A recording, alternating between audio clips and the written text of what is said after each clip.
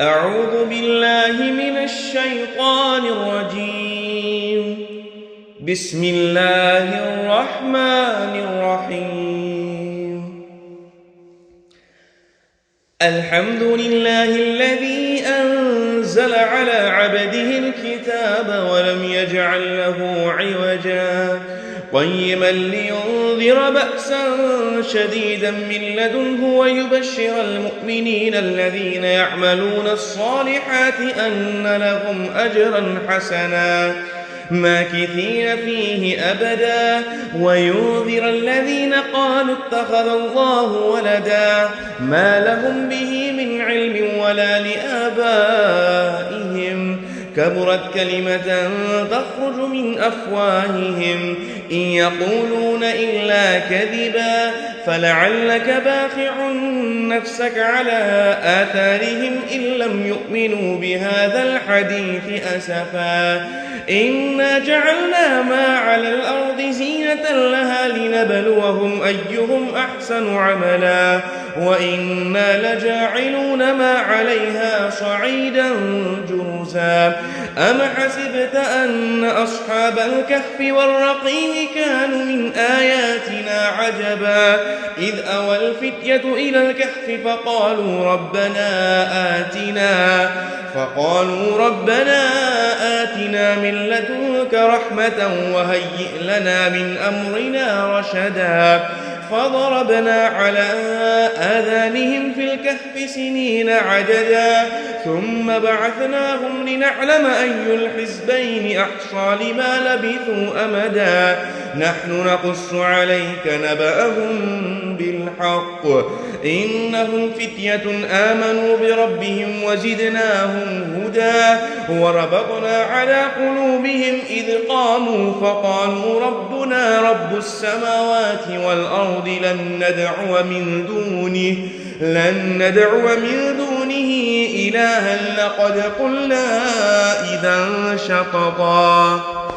هؤلاء قومنا اتخذوا من دونه آلهة لولا يأتون عليهم بسلطان بين فمن أظلم ممن افترى على الله كذبا وإذ اعتزلتموهم وما يعبدون إلا الله فأووا إلى الكهف ينشر لكم ربكم من رحمته ويهيئ لكم من أمركم مرفقا وترى الشمس إذا طلعت تزاور عن كهفهم ذات اليمين وإذا غربت تقرضهم ذات الشمال وهم في فجوة منه ذلك من آيات الله من يهد الله فهو المهتد ومن يضلل فلن تجد له وليا مرشدا وتحسبهم أيقاظا وهم رقود ونقلبهم ذات اليمين وذات الشمال وكلبهم باسط ذراعيه بالوصيد لو اطلعت عليهم لوليت منهم فرارا ولملئت منهم رعبا وكذلك بعثناهم ليتساءلوا بينهم قال قائل منهم كم لبثتم قالوا لبثنا يوما أو بعض يوم قالوا ربكم أعلم بما لبثتم فابعثوا أحدكم بورقكم هذه إلى المدينة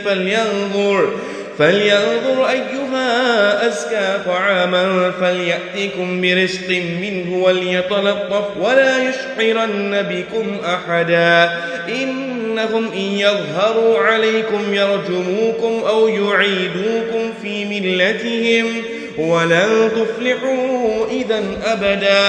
وكذلك أعثرنا عليهم ليعلموا أن وعد الله حق وأن الساعة لا ريب فيها إذ يتنازعون بينهم أمرهم فقالوا ابنوا عليهم بنيانا ربهم أعلم بهم قال الذين غلبوا على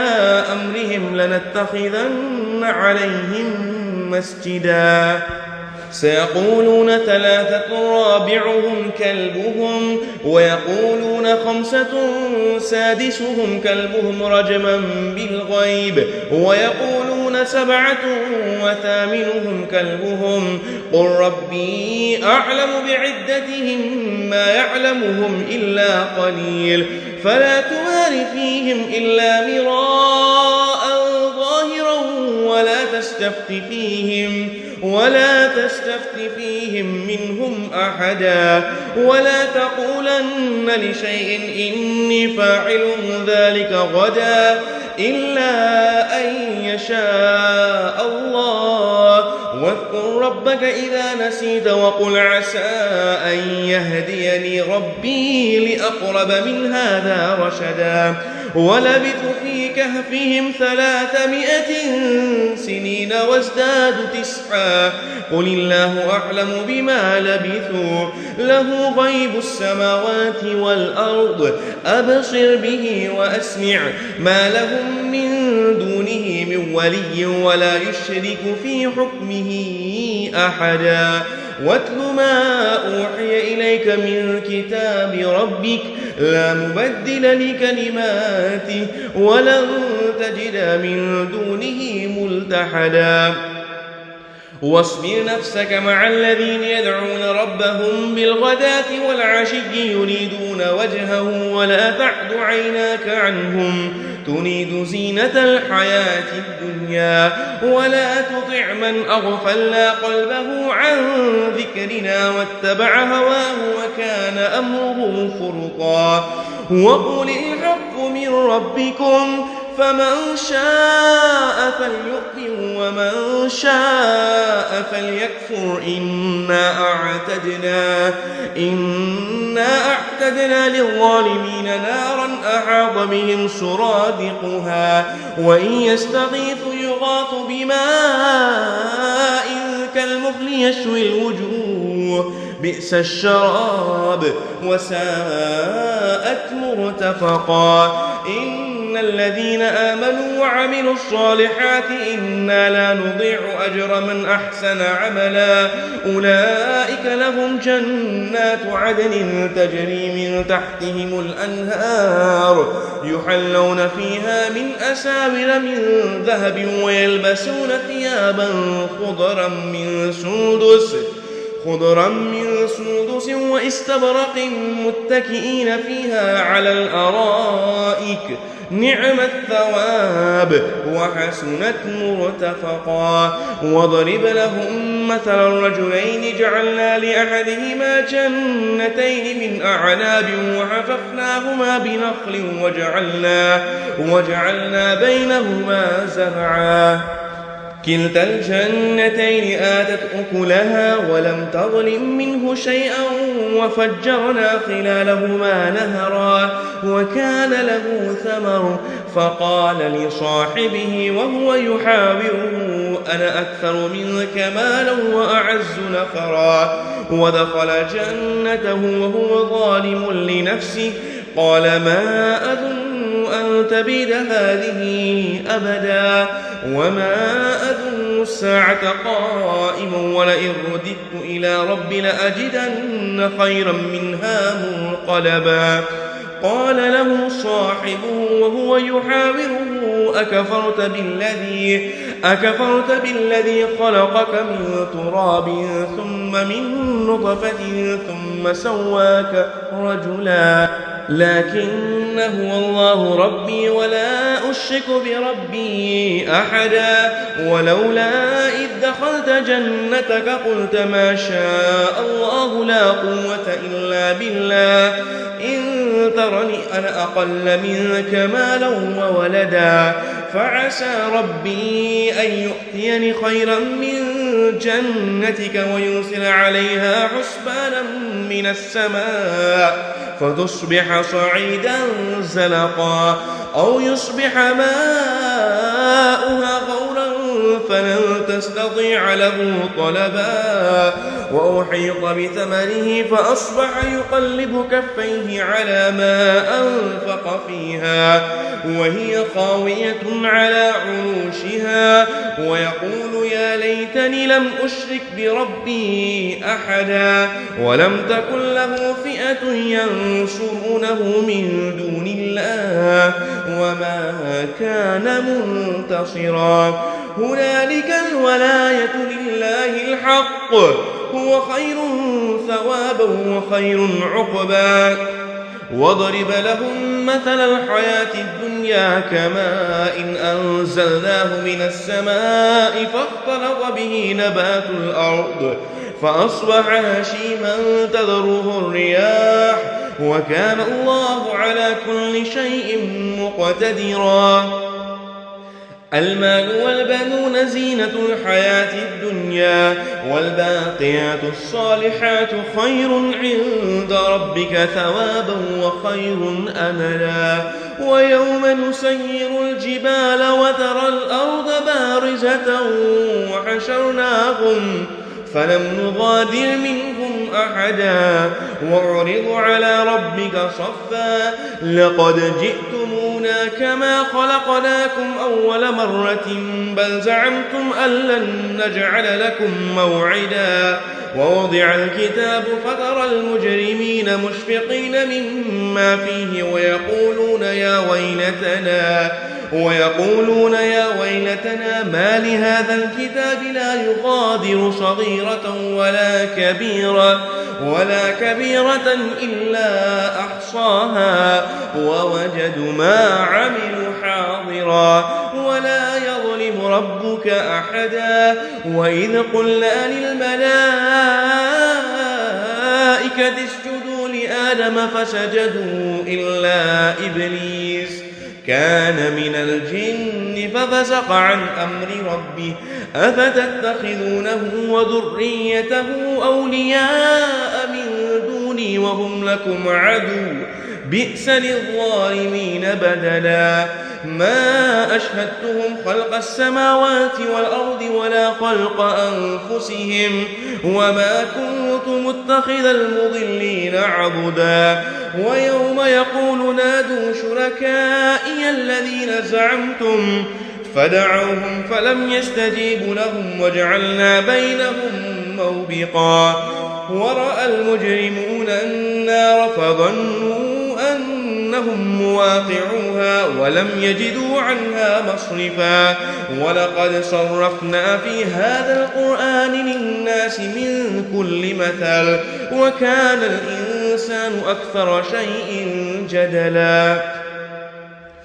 وما منع الناس أن يؤمنوا إذ جاءهم الهدى ويستغفروا ربهم إلا أن تأتيهم سنة الأولين أو يأتيهم العذاب قبلا وما نرسل المرسلين إلا مبشرين ومنذرين ويجادل الذين كفروا بالباطل ليدحضوا به الحق واتخذوا آياتي وما أنذروا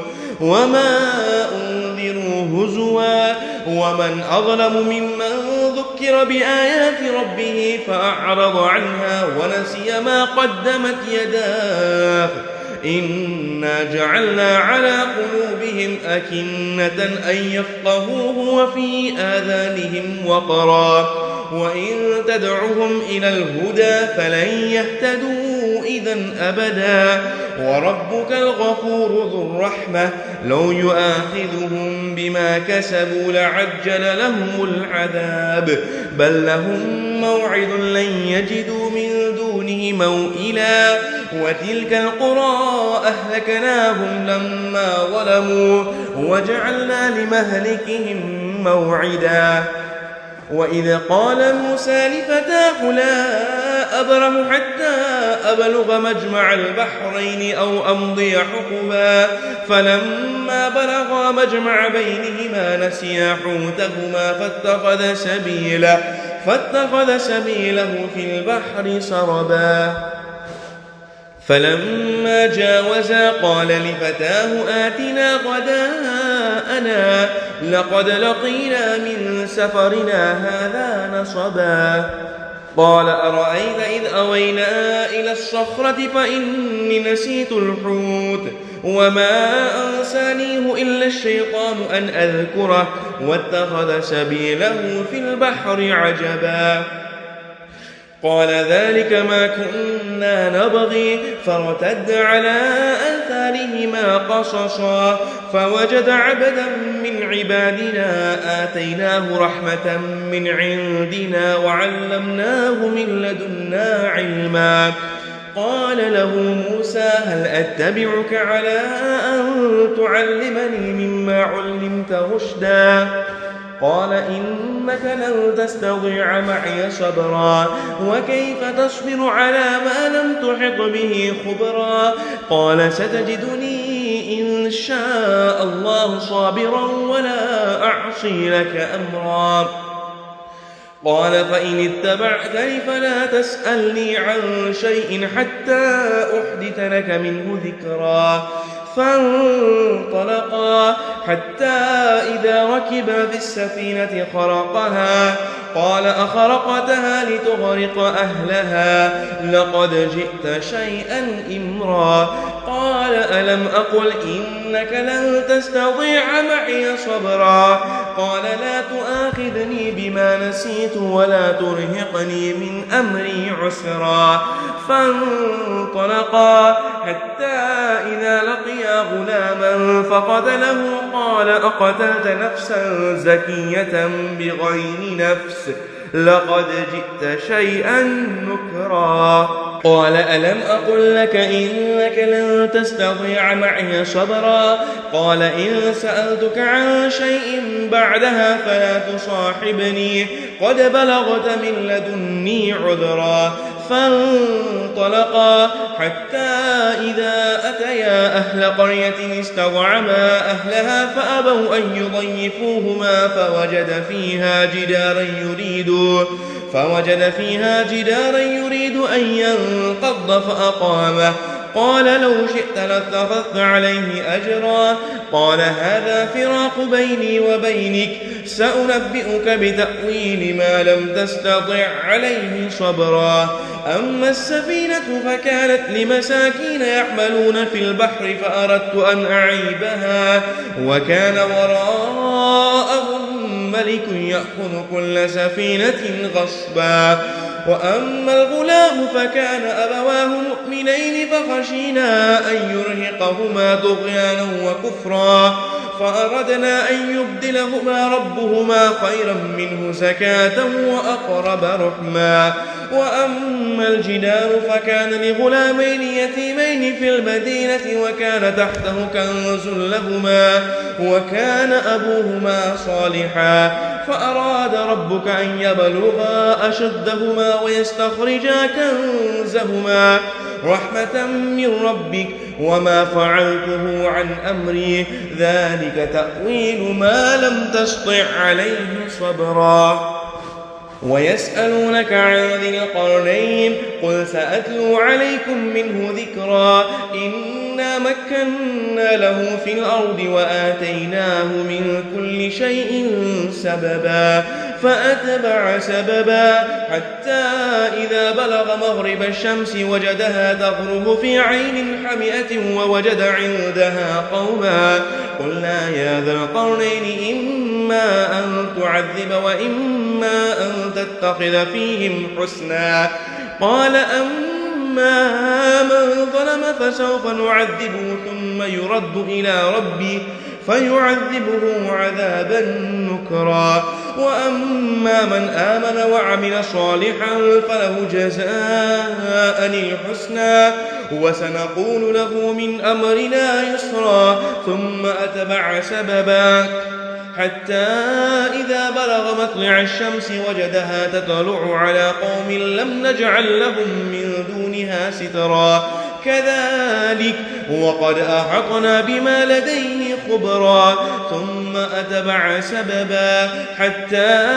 إذا بلغ بين السدين وجد من دونهما قوما لا يكادون يفقهون قولا قالوا يا ذا القرنين إن يأجوج ومأجوج مفسدون في الأرض فهل نجعل لك خرجا على أن تجعل بيننا وبينهم سدا قال ما مكنني فيه ربي خير فأعينوني بقوة أجعل بينكم وبينهم ردما آتوني زبر الحديد حتى إذا ساوى بين الصدفين قال انفخوا حتى إذا جعله نارا قال آتوني أفرغ عليه قطرا فما استطاعوا أن يظهروه وما استطاعوا له نقبا قال هذا رحمة من ربي فإذا جاء وعد ربي جعله دكا وكان وعد ربي حقا وتركنا بعضهم يومئذ يموج في بعض ونفخ في الصور فجمعناهم جمعا وعرضنا جهنم يومئذ للكافرين عرضا الذين كانت أعينهم في غطاء عن ذكري وكانوا لا يستطيعون سمعا أفحسب الذين كفروا أن يتخذوا عبادي من دوني أولياء إنا أعتدنا جهنم للكافرين نزلا قل هل ننبئكم بالأخسرين أعمالا الذين ضل سعيهم في الحياة الدنيا وهم يحسبون أنهم يحسنون صنعا أولئك الذين كفروا بآيات ربهم ولقائه فحبطت أعمالهم فلا نقيم لهم يوم القيامة وزنا ذلك جزاؤهم جهنم بما كفروا واتخذوا آياتي ورسلي هزوا إن الذين آمنوا وعملوا الصالحات كانت لهم جنات الفردوس نزلا خالدين فيها لا يبغون عنها حولا قل لو كان البحر مدادا لكلمات ربي لنفد البحر قبل أن تنفد كلمات ربي ولو جئنا بمثله مددا قل إنما أنا بشر مثلكم يوحى إلي أنما إلهكم إله واحد فمن كان يرجو لقاء ربه فليعمل عملا صالحا ولا يشرك بعبادة ربه أحدا آمنت بالله صدق الله العظيم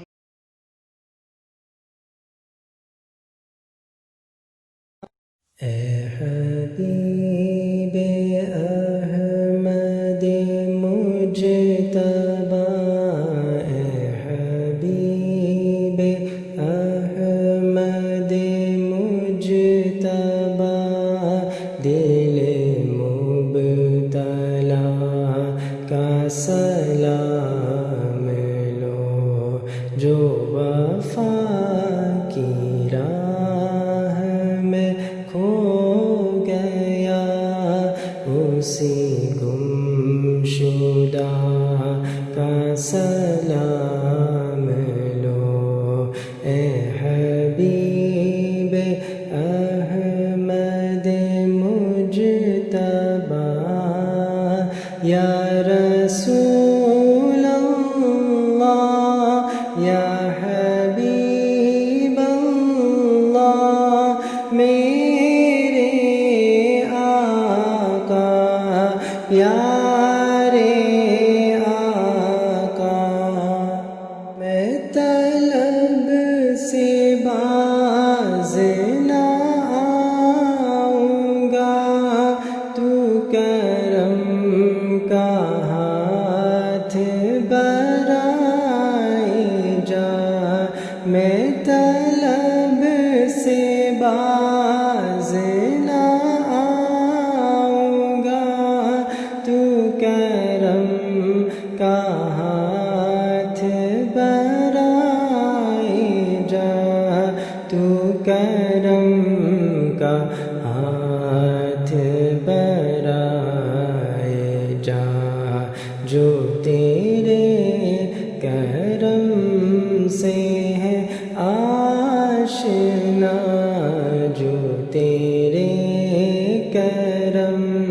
سے ہے آشنا، اسی آشنا کا سلام لو اے حبیب احمد مجتبی یا رسول اللہ یا حبیب اللہ، میرے آقا پیارے آقا، تیرا نور ہو میرے سینے میں، ملے لطف مجھ کو بھی جینے میں، تیرا نور ہو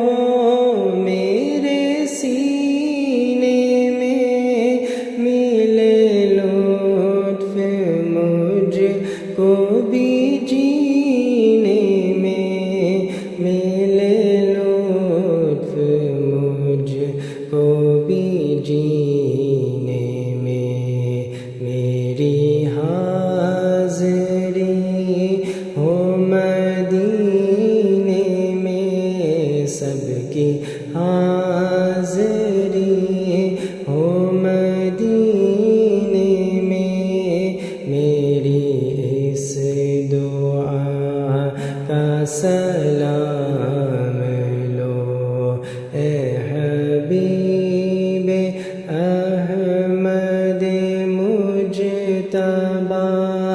دل مبتلا کا سلام لو، دل غم زدہ